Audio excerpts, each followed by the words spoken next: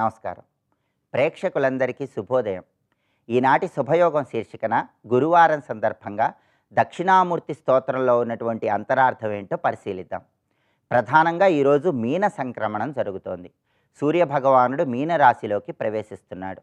సంక్రమణం జరిగిన రోజు చేసే స్నానం 7 జన్మల పాపాలను దోషాలను తొలగింపజేస్తుందని ప్రామాణిక గ్రంథాల్లో చెప్పారు. కాబట్టి ఈరోజు సూర్యుడికి ప్రియమైన స్నానం చేయాలి. స్నానం చేసే నీటిలో కొద్దిగా కుంకుమ పువ్వు, ఎర్రటి పుష్పాలు కలుపుకొని 5 నిమిషాల తర్వాత ఆ నీటితో స్నానం చేస్తూ సూర్యభగవానుణ్ణి మనస్సులో ధ్యానించుకుంటూ ఓం సవిత్రే నమః అని స్మరించుకోవాలి. ఇలా సూర్యుడికి ప్రియమైన విధంగా మీన సంక్రమణం సందర్భంగా స్నానాన్ని ఆచరించినట్లయితే సంక్రమణం జరిగిన రోజు చేసే ఈ స్నానం 7 జన్మల దోషాలు 7 జన్మల పాపాలను తొలగింపజేస్తుంది. అలాగే గురువారం దక్షిణామూర్తికి ప్రీతిపాత్రమైన రోజు. దక్షిణామూర్తి స్తోత్రాన్ని అంతరార్థం తెలుసుకుంటూ పఠించినట్లయితే ఆత్మజ్ఞానాన్ని సిద్ధింపజేసుకోవచ్చు. దక్షిణామూర్తి స్తోత్రంలో దక్షిణామూర్తిని మనం ఎలా కీర్తిస్తున్నామంటే దేహం ప్రాణమపీంద్రియణ్యపి చలాం బుద్ధించ శూన్యం విదుహు స్త్రీ బాలాంధ జటోపమాస్త్వహమితి భ్రాంతాభృశ్యం వాదినః మాయాశక్తి విలాస కల్పిత మహావ్యామోహ సంహారిణి తస్మై శ్రీ గురుమూర్తయే నమైదం శ్రీ దక్షిణామూర్తి మీడే అంటూ కీర్తిస్తున్నాం. దీనిలో ఉన్నటువంటి అర్థాన్ని మనం పరిశీలిస్తే దేహం ప్రాణమపీంద్రియణ్యపి చలాం బుద్ధించ శూన్యం విదుహు అంటే అసలు మనిషి అంటే ఎవరు అనేటటువంటి తర్కం వచ్చినప్పుడు కొంతమంది మనిషి అంటే దేహభావన అని అక్కడికి ఆగిపోతారు. కొంతమంది మనిషి అంటే దేహం కాదు, లోపల ప్రాణం ఉంటుందనే ఆలోచనతో ప్రాణం దగ్గర ఆగిపోతారు. అందుకే దేహం ప్రాణమపీంద్రియణ్యపి చలాం బుద్ధించ శూన్యం విదుహు అన్నారు. ఆ తర్వాత ఇంకొంతమంది దేహం అంటే ప్రాణం అంటే కాదు, ఇంద్రియాలు అన్నిటికీ మూలమని అక్కడ ఆగిపోతారు. చలాం అంటే మనస్సు. మరికొంతమంది అన్నిటికీ మూలమని మనస్సు దగ్గర ఆగిపోతారు. ఇంకొంతమంది బుద్ధి దగ్గర ఆగిపోతారు. అందుకే దేహం ప్రాణమపీంద్రియణ్యపి చలాం బుద్ధించ శూన్యం విదుహు. చివరగా మరికొంతమంది అసలు ఆత్మస్వరూపం తెలుసుకోకుండా శూన్యం దగ్గర ఆగిపోతారు. స్త్రీ బాలాంధ జడోపమాస్త్వహమితి భ్రాంతాభృశ్యం వాదినః అంటే మరికొంతమంది ఆత్మసాక్షాత్కారం ఎలా తెలుసుకోలేకపోతారంటే అంధులకి ఏది సత్యమో ఏది అసత్యమో తెలియదు, ఊహల్లో మాత్రమే ఉంటారు. చిన్నపిల్లవాళ్ళకి ఏది సత్యమో ఏది అసత్యమో తెలియదు, ఊహల్లోనే ఉంటారు. అలాగే ఆవేశంలో ఉన్నటువంటి కొంతమంది స్త్రీలకి ఏది సత్యమో ఏది అసత్యమో తెలియదు, ఊహల్లో ఉంటారు. అదే విషయాన్ని తెలియజేస్తూ స్త్రీ బాల అంధ జడోపమాస్త్వహమితి భ్రాంతాభృశ్యం వాదినః ఒక రకమైనటువంటి భ్రాంతిలో ఉండిపోయి ఆత్మస్వరూపం తెలుసుకోలేరు, మాయను తెలుసుకోలేరు. మాయా శక్తి విలాస కల్పిత మహావ్యామోహ సంహారిణి. అలా ఎవరైతే శరీరము, మనస్సు, బుద్ధి, ఇంద్రియాలు శూన్యము ఇక్కడే ఆగిపోకుండా వాటన్నిటికీ అతీతమైనటువంటి ఆత్మను మాయను తొలగింపజేసుకోవటం ద్వారా తెలుసుకుంటారో అలా తెలుసుకోవటానికి కారణమైనటువంటి దక్షిణామూర్తికి నమస్కారం అని అర్థం. అందుకే మాయాశక్తి విలాస కల్పిత మహావ్యామోహ సంహారిణి. ఆ వ్యామోహాన్ని మాయను తొలగింపజేసి ఆత్మ సాక్షాత్కారం అందింపజేసే దక్షిణామూర్తికి నమస్కారం అని అర్థం. మరి ఆ వ్యామోహాన్ని ఎలా తొలగింపజేసుకోవాలంటే మనలో ఉన్నటువంటి పంచకోశాలను దాటి చూడాలి. మనిషి శరీరంలో పంచకోశాలు ఉంటాయి. ఈ పంచకోశాలు ఉల్లిపాయ పొరల్లాగా ఉంటాయి.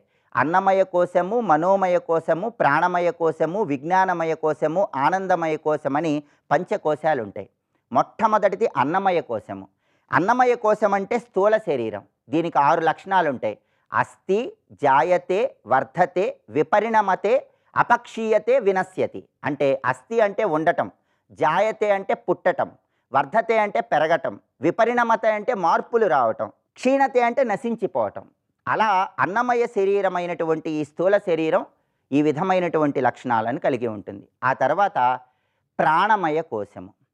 ప్రాణమయ కోశము అంటే ప్రధానంగా కర్మేంద్రియాలతో నిర్మితమై ఉంటుంది. అంటే వాక్, పాద, పాణి, పాయు గుహ్యాలతో ఉన్నదాన్ని ప్రాణమయ కోశము అంటారు. దీన్ని కూడా స్థూల శరీరం అంటారు. ఆ తర్వాత మనోమయ కోశము. ఈ మనోమయ కోశం అనేటటువంటిది జ్ఞానేంద్రియాలతో ఉంటుంది. కన్ను, ముక్కు, చెవి, నాలుక, చర్మము ఈ జ్ఞానేంద్రియాలతో ఉంటుంది. అందుకే సంకల్ప వికల్పాలన్నీ కూడా ఈ మనోమయ కోశంలో ఉంటాయి. ఆ తర్వాత విజ్ఞానమయ కోశము. ఈ విజ్ఞానమయ కోశం అనేది పంచ తన్మాత్రలతో ఉంటుంది. శబ్ద, స్పర్శ, రూప, రస, గంధాలతో ఉంటుంది. ఇది కూడా సూక్ష్మ శరీరానికి సంబంధించింది. అందుకే మనోమయ కోశము, విజ్ఞానమయ కోశము సూక్ష్మ శరీరానికి సంబంధించింది. ఇక చివరగా ఆనందమయ కోశము. ఈ ఆనందమయ కోశాన్ని కారణ శరీరం అనే పేరుతో పిలుస్తారు. ఈ ఆనందమయ కోశం అనేది ఎప్పుడు ప్రభావితం చెందుతుందంటే మనం గాఢ నిద్రలో ఉన్నప్పుడు ప్రభావితం చెందుతుంది. జాగ్రత్త అవస్థ, మేలుకొన్న అవస్థ, స్వప్నావస్థ, నిద్రలో ఉన్న అవస్థ, సుషుప్తి అవస్థ, గాఢ నిద్రలో ఉన్న అవస్థ. ఈ గాఢ నిద్రలో ఉన్నప్పుడు సుఖము ఉండదు, దుఃఖము ఉండదు, ఆనందము ఉండదు, బాధ ఉండదు. ఎలాంటి సంకల్ప వికల్పాలు ఉండనటువంటి స్థితి ఈ ఆనందమయ కోశంలో ఉంటుంది. గాఢ నిద్రలో, సుషుప్తిలో ఉంటుంది. దీన్ని కూడా దాటితే ఇంకొక అవస్థ ఉంటుంది. దాన్ని తురీయ అవస్థ అంటారు. ఈ జాగ్రత్త, స్వప్న, సుషుప్తిని దాటిన తురీయ అవస్థ అనేది ఈ పంచకోశాలను దాటి ఉంటుంది. ఆ తురీయ అవస్థను పొందినప్పుడు, ఈ ఉల్లిపాయ పొరల్లాంటి పంచకోశాలను దాటినప్పుడు మనం ఆత్మస్వరూపం అనే సత్యాన్ని అర్థం చేసుకోగలము. అప్పుడు మనం జాగ్రత్త అవస్థలో ఉన్నా, మేల్కొని ఉన్నా, నిద్రలో ఉన్నా, గాఢ నిద్రలో ఉన్నా మనం ఎప్పుడు ఆత్మస్వరూపం అనే భావనలోనే ఉంటాము. మనకు వ్యామోహం మొత్తం తొలగిపోతుంది. అలా మనకున్నటువంటి వ్యామోహాన్ని తొలగింపజేసేటటువంటి మాయాశక్తి విలాస కల్పిత మహావ్యామోహ సంహారిణి అటువంటి దక్షిణామూర్తికి నమస్కారం అని చెప్పడమే ఈ శ్లోకంలో ఉన్న అంతరార్థం. కాబట్టి అలాంటి ఆత్మజ్ఞానం రావాలంటే పంచకోశాలను దాటి తురీయ అవస్థలోకి వెళ్ళాలి. సద్గురువుని ఆశ్రయించటం ద్వారా ఆ భావాన్ని పొందాలి. ఆ సద్గురువు దక్షిణామూర్తి అని చెప్పడమే ఈ శ్లోకంలో ఉన్న అంతరార్థం. కాబట్టి అంతరార్థం తెలుసుకుంటూ దక్షిణామూర్తి స్తోత్రం చదువుకుంటే ఆత్మజ్ఞానం వైపు అడుగులు వేయవచ్చు. రేపటి శుభయోగం శీర్షికన శుక్రవారం సందర్భంగా శుక్రగ్రహం అనుకూలించాలంటే ఎలాంటి ప్రత్యేకమైన విధి విధానాలు పాటించాలో పరిశీలిద్దాం. నమస్కారం.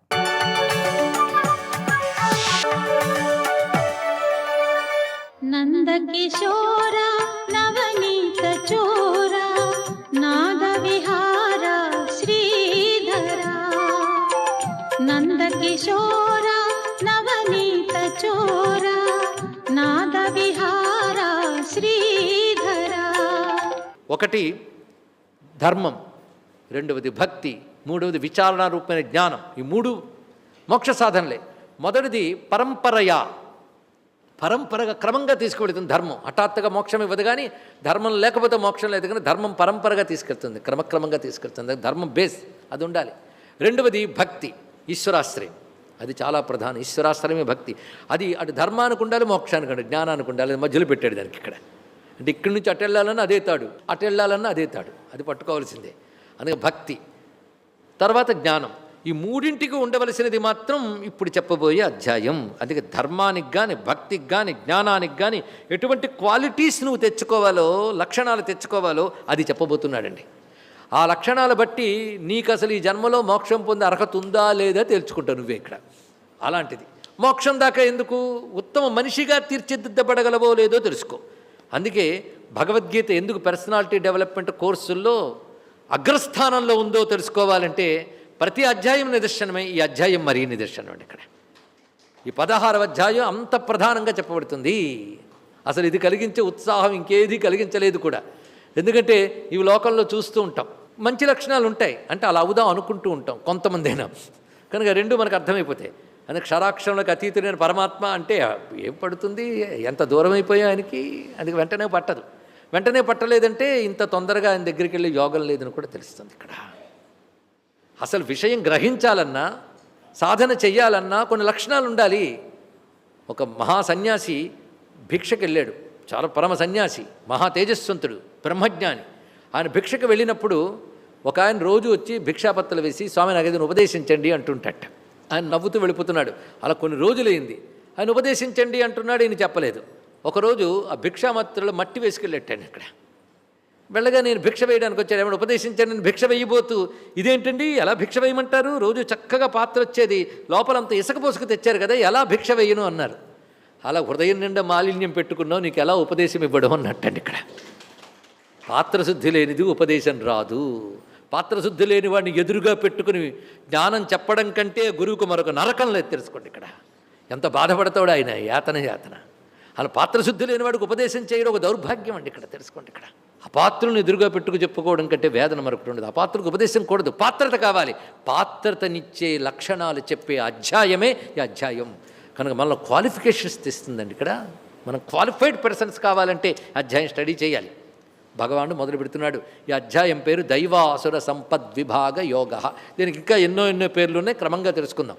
దైవాసుర సంపద్విభాగ యోగ. దైవ సంపద, ఆసురీ సంపద, అవి విభాగంగా ఏవి దైవ సంపదలు, ఏది అసుర సంపదలో విభాగించి చూపించే అధ్యాయం కనుక దీన్ని దైవాసుర సంపద్విభాగ యోగ అని పేరు పెట్టారు. దీనికి శ్రీధరుల వారు ప్రధానికి భాష్యం రచిస్తారు కదండి. ఇక్కడ ఇదం గుహ్యతమం శాస్త్రం ఇదముక్తం మయానఘ ఏతద్బుద్ధ్వా బుద్ధిమాన్ స్యాత్ కృతకృత్యశ్చ భారత. ఇప్పుడు పురుషోత్తమ ప్రాప్తి నాకు అర్థం కాలేదు, వినలేదు, అయితే నష్టం ఏంటట అని. అంతకంటే నష్టం మరొకట్లేదు నాయన అన్నాడు ఇక్కడ భగవానుడు. ఈ జ్ఞానం పొందిన బుద్ధిమంతుడు మాత్రమే కృతకృత్యుడు. కృతకృత్యుడు అంటే చెయ్యవలసిన దాన్ని చేసినవాడు, పొందవలసిన దాన్ని పొందినవాడు, ఎందుకు పుట్టాడో దా పరమార్థాన్ని పొందినవాడు. పరమార్థం పొందకపోతే మళ్ళీ పుడతాడు, మళ్ళీ పుడుతూనే ఉంటాడు. కనుక పరమార్థం పొందినవాడే మరి పుట్టవలసిన అవసరం లేనివాడు. అంతే కదండి, అనుకున్న సాధించే వరకు చేస్తూనే ఉండాలి, మోక్షం పొందే వరకు పుడుతూనే ఉండాలి. పుట్టుక ఆగిపోయిందంటే మోక్షం వచ్చిందని అర్థం. కనుక నేను చెప్పినది వాడు కృతకృత్యుడు అంటే మరి వాడు చేయవలసింది ఏం లేదు, ముక్తి పొందిపోయాడు. మనం కృతకృత్యులు కావాలనుకోవద్దండి, కృతార్థులము కావాలనుకోవద్దు. కృతార్థత అన్నా కృతకృత్యత అన్నా ధన్యత అన్నా ఒకటే. తెలుసుకోండి, ధన్యత అన్నా ఇదే. ధన్యోస్మి ధన్యోస్మి, ప్రధానికి ధన్యోస్మి. నువ్వేదో అడుక్కుంటావు, వాడు 10 పడేస్తాడు, ధన్యోస్మి అదా. ధన్యవాదాలు ఏమిటండి, ఎలా వాడేస్తున్నావు పదాన్ని. ధన్యత ఎప్పుడు పొందాల్సింది పొందినప్పుడు. పొందాల్సిందేది కైవల్యం, అది పొందినప్పుడే జీవుడు ధన్యుడు. తన స్వస్వరూపాన్ని గ్రహించినప్పుడు మాత్రమే ధన్యుడు. స్వస్తి.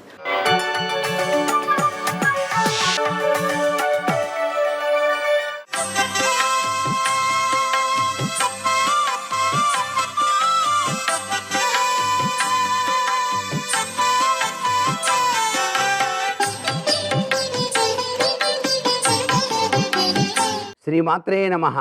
ఓం నమో నారాయణాయ. ఓం నమః శివాయ. ఇచ్ఛాశక్తి, క్రియాశక్తి, జ్ఞానశక్తి స్వరూపిణి జగన్మాత. అందుకే ఆ తల్లిని అమ్మా సర్వం శక్తిమయం జగత్ అంటూ అభివర్ణించారు శాస్త్రంలో. శక్తి లేనిదే శివుడు కూడా ఒక అడుగు కూడా ముందుకు వేయలేరు అన్నారు ఆదిశంకరాచార్యుల వారు.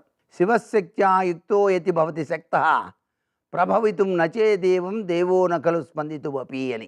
అందుచేత ఎవరైనా సరే అమ్మా అని ఆర్తితో పిలిస్తేనే చాలు కన్నా అంటుంది ఆ చక్కని తల్లి. అందుకే తల్లి మనసు వెన్న అన్నారు. ఆ తల్లి మనకు మార్గదర్శిగా ఉంటుంది. చెడు పనులు చేస్తున్నా హెచ్చరిస్తుంది, మంచి మార్గంలోకి పయనించమని గురువుగా ఆమె మనకు ప్రబోధిస్తుంది. అందుకే ఆ తల్లి కరుణ గాయత్రి రూపంలో సాక్షాత్కరిస్తుంది. గాయత్రి మంత్రంలో దాగిన అద్వితీయమైనటువంటి అర్థం కూడా అదే. సన్మార్గవంతుని చెయ్యమమ్మా అని చెప్పటం ఆ మంత్రంలో దాగిన పరమార్థం. అందుకనే అమ్మల కన్నా అమ్మ అన్నారు గాయత్రి మాత్రం. అమ్మ కన్నా కూడాను అద్వితీయమైనటువంటి ప్రభావాన్ని మనకు ప్రసాదించేటువంటి చక్కని తల్లి ఆ జగన్మాత గాయత్రి. తెలిసి చేసిన తెలియక చేసిన పాపాలు ఏ రోజుకు ఆ రోజు పటాపంచలైపోతాయన్నమాట. అందుకే నిష్ఠగా గాయత్రి మంత్రాన్ని అనుష్ఠానం చేసేటువంటి వ్యక్తికి తల్లి రక్షణ కవచంలా నిలబడుతుంది, సన్మార్గవంతుణ్ణి చేస్తుంది. కామ, క్రోధ, లోభ, మోహ, మదమాత్సర్యాలనేటువంటి ఆ విషపు కోరల నుంచి బయటపడేటువంటి శక్తి తత్వం కేవలం గాయత్రి మంత్రోచ్చారణ వల్లనే లభ్యపడుతుంది. సర్వే జనా సుఖినో భవంతు.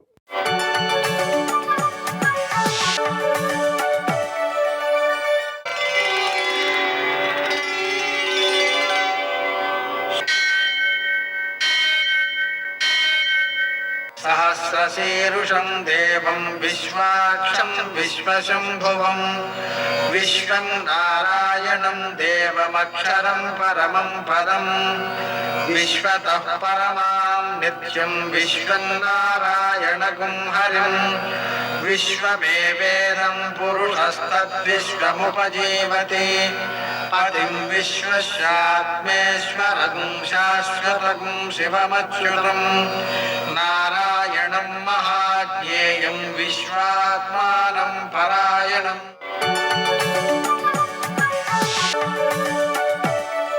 सूर्यशौर्यमथेन्दुरिन्द्रपदवी सन्मङ्गलं मङ्गलम् నమస్తే భగవన్ దేవదత్తాత్రేయ జగత్ప్రభో సర్వబాధాప్రశమనం కురు శాంతిం ప్రయచ్చమే. నేటి కాలమాన విశేషాలను గమనిద్దాం. స్వస్తి శ్రీ చంద్రమాన శోభకృన్నామ సంవత్సరం ఉత్తరాయణం శిశిర ఋతువు ఫాల్గుణ మాసం శుక్లపక్షం గురువారం. సూర్యోదయం 6:29, సూర్యాస్తమయం 6:22. తిథి పంచమి రాత్రి 11:30 వరకు, నక్షత్రం భరణి సాయంకాలం 5 గంటల వరకు, వర్జం రాత్రి తెల్లవారుజామున 4:37 నుంచి 6:10 వరకు, దుర్ముహూర్తం ఉదయం 10:27 నుంచి 11:14 వరకు, మరల మధ్యాహ్నం 3:12 నుంచి 3:59 వరకు, అమృతకాలం మధ్యాహ్నం 12:30 నుంచి 2 గంటల వరకు, రాహుకాలం గురువారం కాబట్టి మధ్యాహ్నం 1:30 నుంచి 3 గంటల వరకు, అష్టకౌరుకు రీత్యా శుభప్రదమైన సమయం మధ్యాహ్నం 1 గంటకి. నేటి విశేషాలు. గురువారం పంచమి కలిసి రావడం వల్ల గురు పంచమి అనేటువంటి ప్రత్యేక దివసమైంది. ఈరోజు మనం చేసేటువంటి స్నానం, నదీ స్నానం, అలాగే దానం, ఇవి విశేషమైనటువంటి సత్ఫలితాలను అందజేస్తాయి. అలాగే ఈరోజే మేన సంక్రమణం కూడా అయింది. మధ్యాహ్నం 12:30 జరుగుతోంది. అందుకని సంక్రమణ ప్రయుక్తమైనటువంటి షడశీతి పుణ్యకాలం మధ్యాహ్నం 12:30 నుంచి సూర్యాస్తమయం వరకు ఉంటుంది. ఆ సమయంలో చేసేటువంటి స్నానం, నదీ స్నానం, దానాదులు, అలాగే పితృదేవతారాధనలు ఇవన్నీ కూడా అత్యంత సత్ఫలితాన్ని అందజేస్తాయి. కాబట్టి గురు పంచమి ప్రయుక్తమైనటువంటి దానాదులన్నీ కూడా చేస్తూనే మేన సంక్రమణ ప్రయుక్తమైనటువంటి దానాదులు కూడా చేయాలి. అందుకని మనం ఏం చేస్తే బాగుంటుందంటే గురు పంచమి ప్రయుక్త దానం, మీన సంక్రమణ ప్రయుక్త దానంచ తంత్రేణ కరిష్యే అంటుంటే రెండిటిలోనూ దానాలు చేసినటువంటి సత్ఫలితాలు సిద్ధిస్తాయి. నేటి ఆణిముత్యాలు.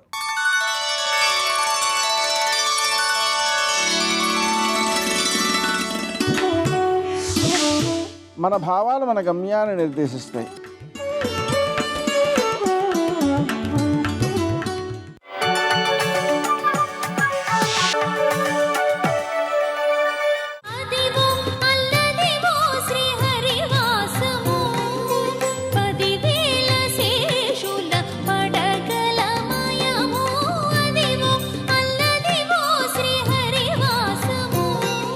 సాక్షి సంతకం పెట్టించండి అన్నారు.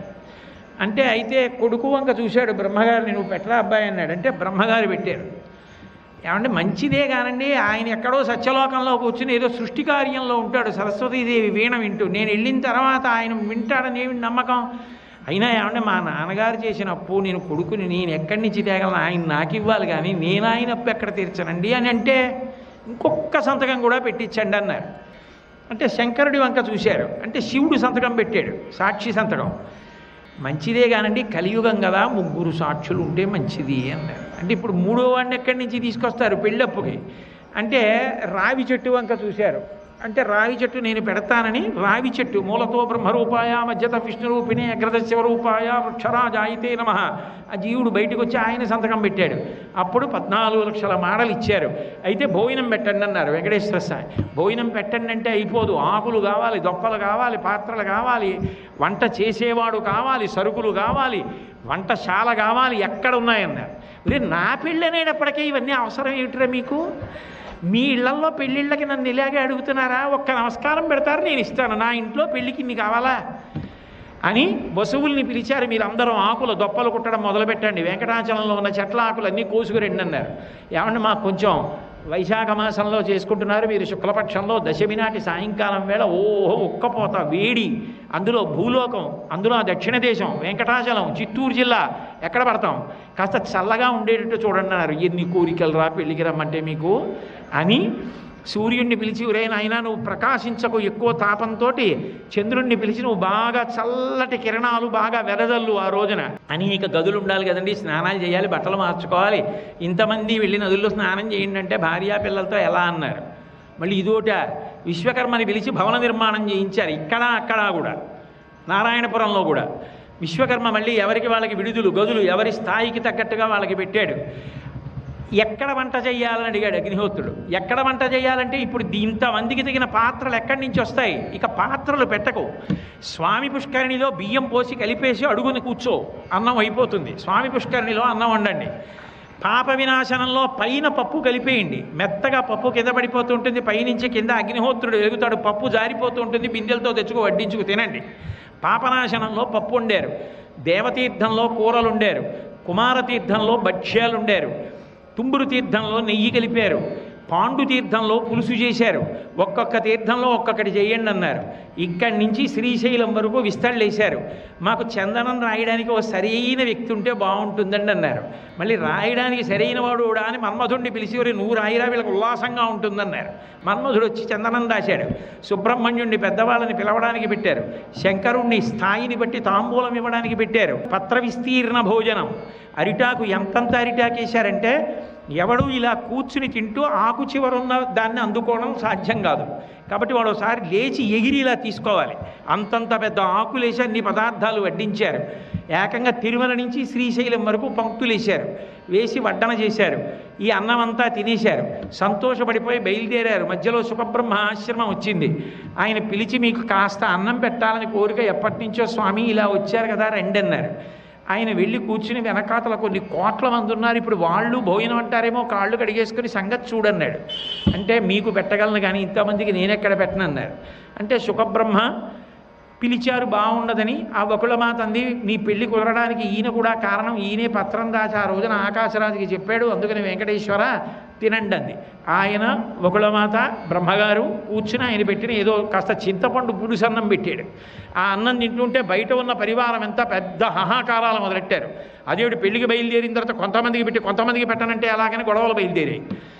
సుఖబ్రహ్మ వచ్చాయి, బాబోయ్ వీళ్ళందరూ శపించేటట్టున్నారండి, వాళ్ళకి అన్నం పెట్టలేదంటున్నారు, ఏం చేయనన్నారు. నువ్వేం బెంగపెట్టుకోకని సమస్త భూతములు తృప్తి పొందుగాక అన్నారు, కడుపు మీద చేసుకుని వెంకటేశ్వర స్వామి. వాళ్ళందరూ కాళ్ళు కడుక్కున్న వాళ్ళు సుఖబ్రహ్మ అన్నానికి రమ్మంటాడేమో, కడుపు నిండుగా ఉంది బాబోయ్, త్రేణుకులు వస్తున్నాయి, తొందరగా బయటికి వెళ్ళిపోతాం లేకపోతే పిలుస్తాడని వెళ్ళిపోయారు. అలా సుఖబ్రహ్మని కాపాడారు. మొత్తం మీద అక్కడి నుంచి బయలుదేరి నారాయణవనానికి వెళ్ళారు. పెద్ద అట్టహాసంగా అద్భుతంగా పద్మావతి పరిణయం పూర్తయిపోయింది. అయిపోయిన తర్వాత సారి ఇవ్వాల్సి వచ్చింది. ఇవ్వాల్సి వస్తే ఆకాశరాజు గారు ఇచ్చిన సారె బూర్లు, ఏదో అప్పాలు, వడలు ఇవన్నీ తయారు చేయించి ఇవ్వలేదు.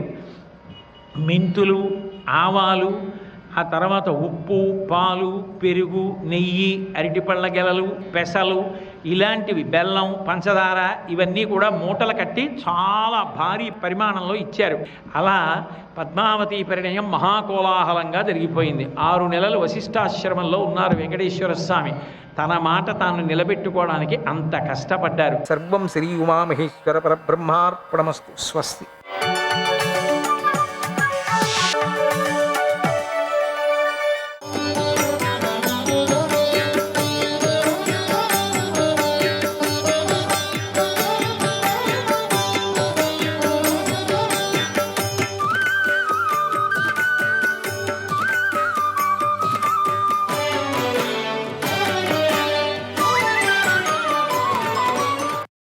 సంజయుడు ధృతరాష్ట్రుడికి ఇలా చెప్తున్నాడు, మహారాజా, రాత్రిలో ఇంకా 3వ భాగమే మిగిలింది.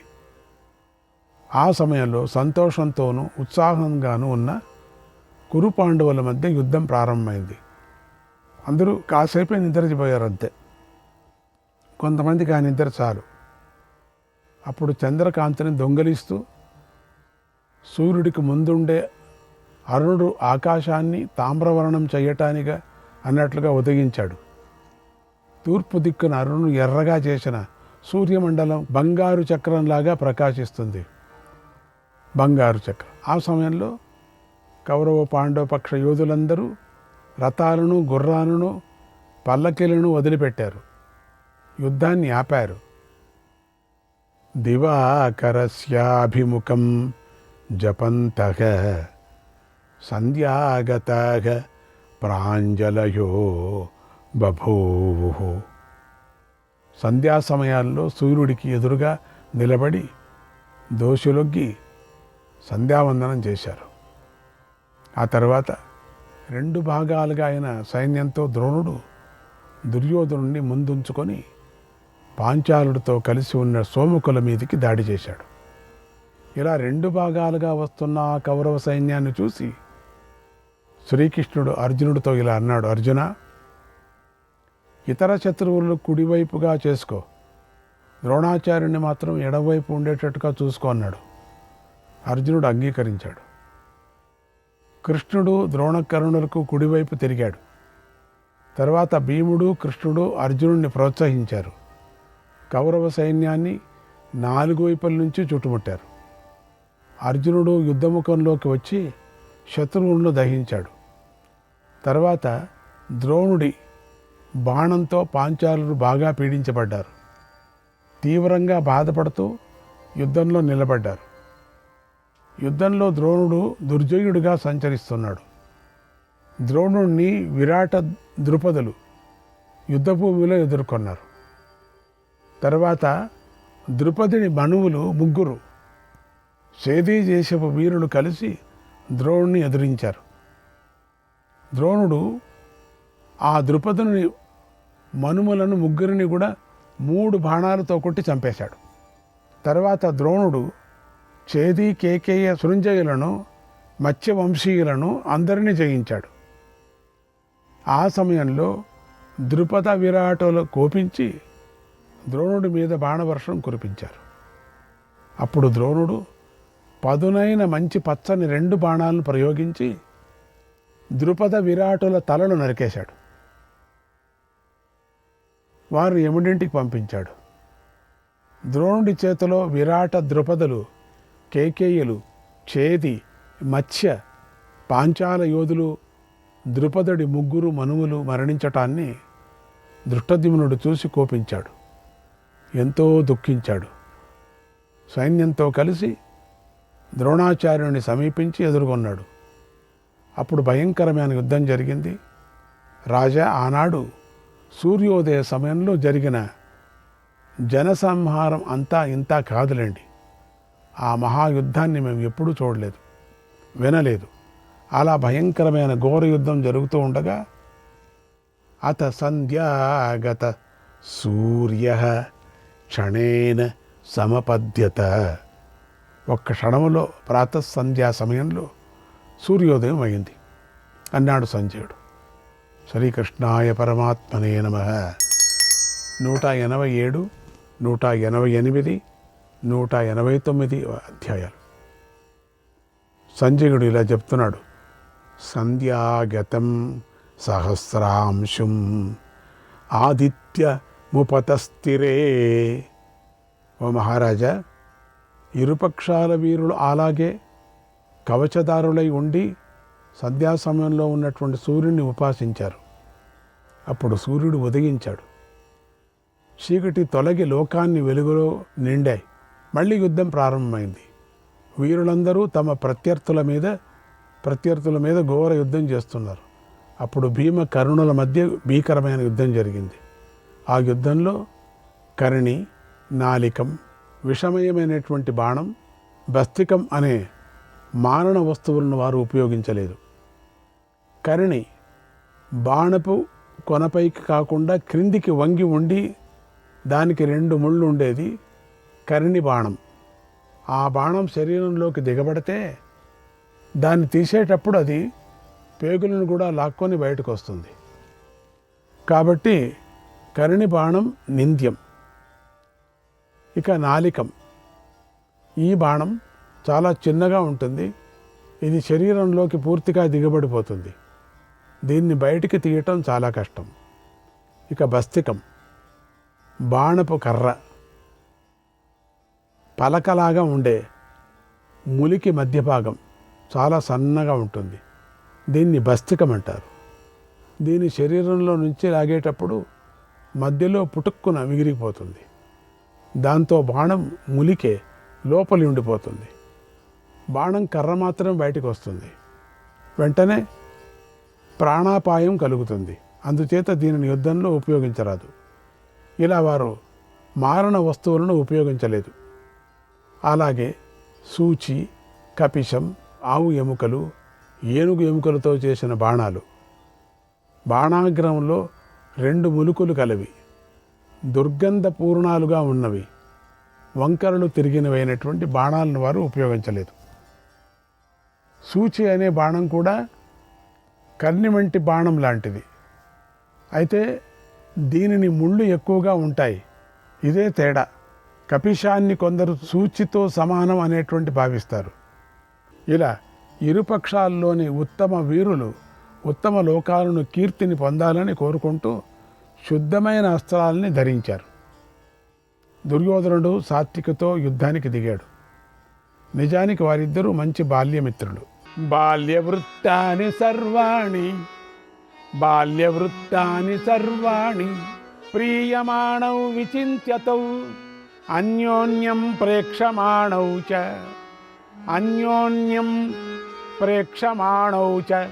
స్వయమానౌ పునః. ఆ సమయంలో వారు చిన్నప్పుడు తాము చేసిన చిలిపి పనులను గుర్తు చేసుకున్నారు. ఒకరినొకరు చూసుకుంటూ మాటిమాటికి నవ్వుకుంటూ సంతోషంగా యుద్ధం చేసుకున్నారు. అప్పుడు దుర్యోధనుడు తన ప్రవర్తనను నిందించుకున్నాడు. తన ప్రియమైన మిత్రుడైన సాత్వికతో ఇలా అన్నాడు: ఓ మిత్రమా, కోపము, లోపము, మోహము, అమర్ష అనేవి నీచమైనవి. క్షత్రియ బలం, ఖండబలం కూడా నీచమైనవి. ఓ సాత్వికి, నా ప్రాణాల కంటే కూడా నువ్వు నాకెంతో ఇష్టం. నేను నీకు ఇష్టం. అయితే ఎంత దౌర్భాగ్య స్థితి సంక్రమించిందో చూడు. మనిద్దరము క్షత్రియ ధర్మ ప్రకారంగా నిన్ను నేను, నన్ను నువ్వు ఎదుర్కొంటున్నాం. చిన్నతనంలో మనం చేసిన పనులన్నీ నాకిప్పుడు గుర్తుకొస్తున్నాయి. ఇప్పుడు ఆ మంచి అనుభూతులన్నీ ఈ యుద్ధభూమిలో నాశనం అయిపోయాయి. కిమన్యత్క్రోధ లోభాభ్యాం యుద్ధమేవాద్య సాత్వత. ఓ సాత్యకి, క్రోధలోభాల వల్ల ఈరోజు మనకు యుద్ధమే సంభవించింది కదా అన్నాడు. ఆ మాటలు విని సాత్యకి పదునైన బాణాలను పైకెత్తి పట్టుకొని నవ్వుతూ ఇలా అన్నాడు: ఓ రాకుమారా, ఇది సభ కాదు, గురువుగారి ఇల్లు కూడా కాదు. ఆ కాలంలో మన అందరం కలిసి ఆడుకున్నాం, పాడుకున్నాం.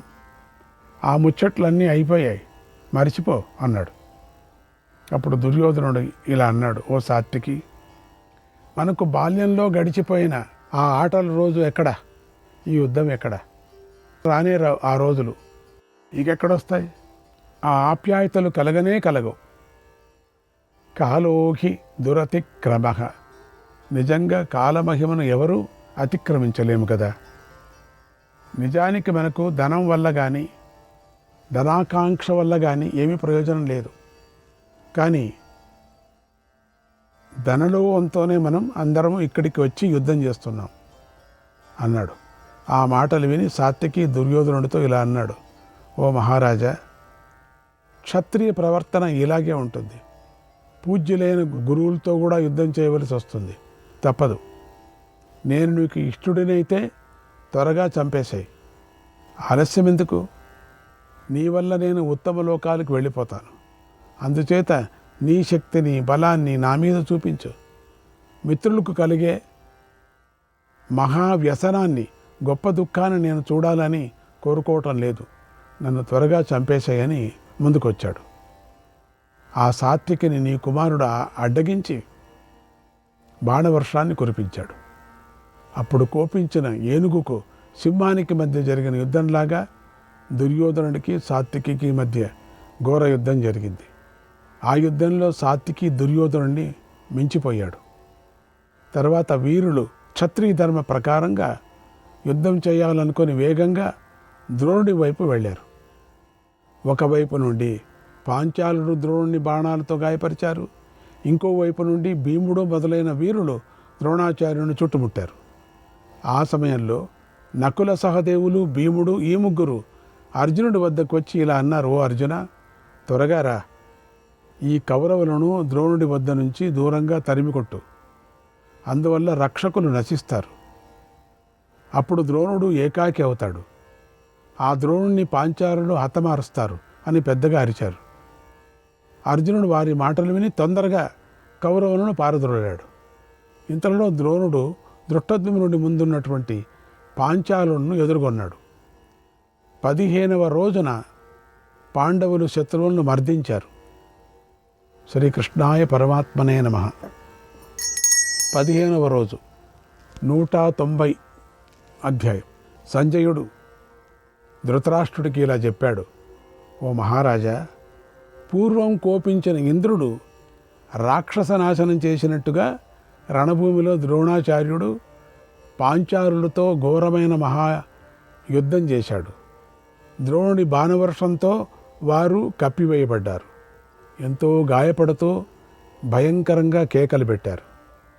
ద్రోణుడు పాంచాలులను వధిస్తుండగా రణభూమిలో ద్రోణాస్త్రాలు వ్యాపించాయి. దాన్ని చూసిన పాండవులకు ఎంతో భయం కలిగింది. అది చూసిన పాండవులు విజయం మీద ఆశను వదిలేసుకున్నారు. ఎందుకంటే ద్రోణాచార్యుడి దగ్గర అన్ని అస్త్రాలు ఉన్నాయి. వారందరూ ద్రోణుడి బాణాల దెబ్బలతో ఎంతో గాయపడ్డారు, పీడించబడ్డారు, భయపడిపోయారు. అలాగే పాండవులు కూడా బాగా గాయపడ్డారు. శ్రీకృష్ణుడు వారిని చూసి వారికి మేలు చేయాలనుకొని అర్జునుడితో ఇలా అన్నాడు: ఓ అర్జున, ద్రోణుడు సర్వధనుర్ధారులు అందరిలో శ్రేష్ఠుడు. అతడి చేతిలో ధనుస్సు ఉండగా ఇంద్రునితో కూడిన దేవతలు కూడా ఆయనను జయించలేరు. ఆ ద్రోణుడు యుద్ధరంగంలో ఆయుధం క్రింద పడేయాలి, లేకపోతే ఎవరూ ఆయనను వధించలేరు. ఆయన మిమ్మల్ని అందరినీ చంపకుండా ఉండాలంటే మీరు ధర్మాన్ని వదిలైన జయం కోసం ప్రయత్నించాలి. ఇది రణనీతి, దీన్ని పాటించాలి, తప్పదు. అశ్వత్థామ్ని హతేనైషః యుద్ధేదితి మతిర్మమ. అశ్వత్థామ మరణించాడని తెలిస్తే ఈయన యుద్ధం చేయడు, ఇది నా ఆలోచన. కనుక యుద్ధంలో ద్రోణుడికి అశ్వత్థామ మరణించాడు అని ఎవడైనా చెప్పాలి అన్నాడు. ఈ మాట విని ఈ పని చెయ్యటానికి అందరూ అంగీకరించారు. కానీ అర్జునుడు మాత్రం ఇష్టపడలేదు. ధర్మరాజు అతి కష్టం మీద సరే అని ఒప్పుకున్నాడు, ఒప్పించారు. అప్పుడు భీముడు తమ సైన్యంలోని అశ్వత్థామ అనే పేరు గల ఏనుగును గదతో కొట్టి చంపేశాడు.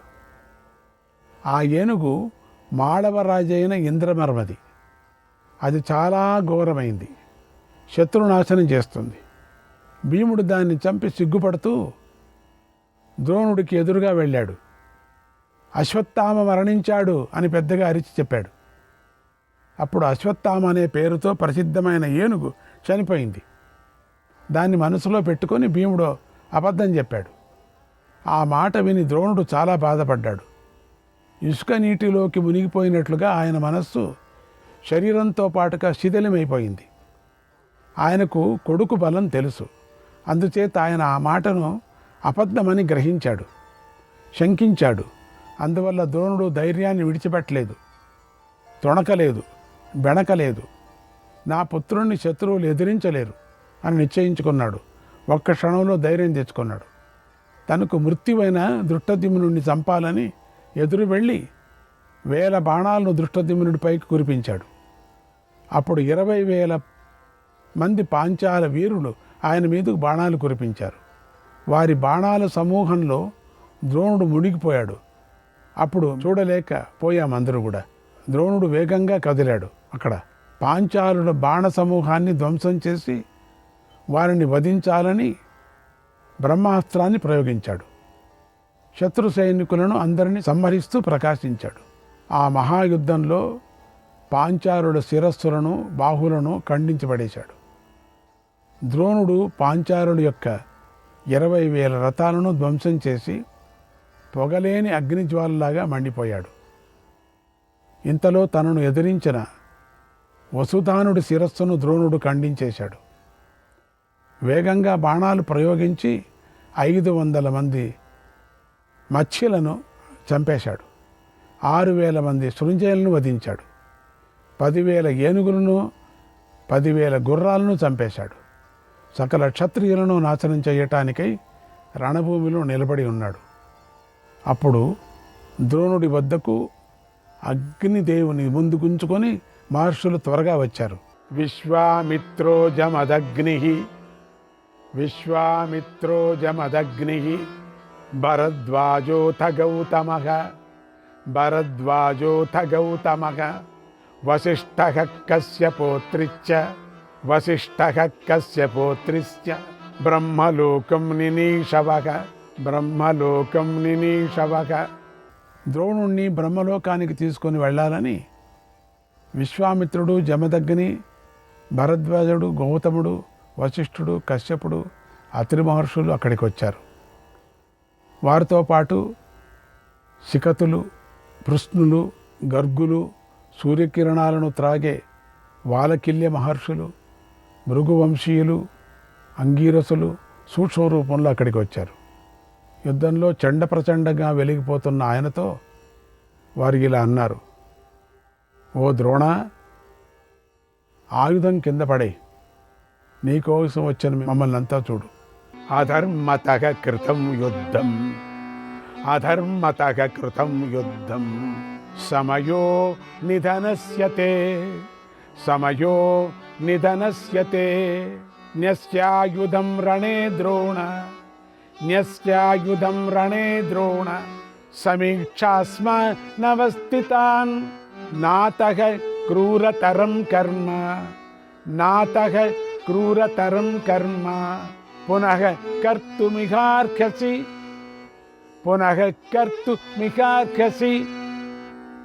నువ్వు ఇంతవరకు అధర్మంగా యుద్ధం చేశావు. ఇప్పుడు నీకు మరణకాలం ఆసన్నమైంది. అందువల్ల ఇక మీద క్రూరమైన పని చేయకు.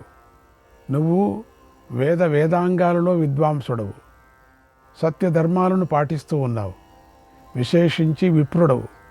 నువ్వు ఈ పని చేయకూడదు. ఓ ద్రోణ, ఆయుధాన్ని విడిచిపెట్టు, సనాతన ధర్మ మార్గంలో ఉండు. పరిపూర్ణశ్చ కాలస్తే వస్తులోకేద్య మానుషే. నువ్వు ఈ మానవ లోకంలో ఉండే కాలం పూర్తి అయిపోయింది. నువ్వు అస్త్రజ్ఞానం లేని జనంపై నీవు బ్రహ్మాస్త్రాన్ని ప్రయోగించి నాశనం చేశావు. వాళ్ళు అస్త్రజ్ఞానం లేని వాళ్ళు. నువ్వు అన్యాయం చేశావు. వాళ్ళ మీద ప్రయోగించకూడనటువంటిది ప్రయోగించావు. ఈ ఘోర కృత్యాన్ని నువ్వు చేయకూడదు, కానీ చేసేశావు. శ్రీకృష్ణాయ పరమాత్మనే నమః.